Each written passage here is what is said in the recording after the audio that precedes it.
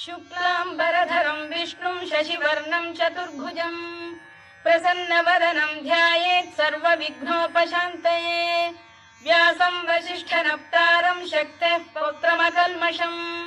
पराशरात्मजं वन्दे शुकतातं तपोनिधिं व्यासाय विष्णुरूपाय व्यासरूपाय विष्णवे नमो वै ब्रह्मनिधये वासिष्ठाय नमो नमः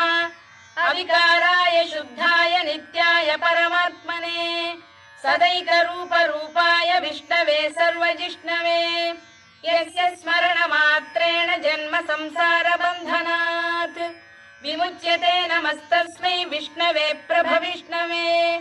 ॐ नमो विष्णवे प्रभविष्णवे श्रीवैशम्पायन उवाच श्रुत्वा धर्मानशेषेण पावनानि च सर्वशः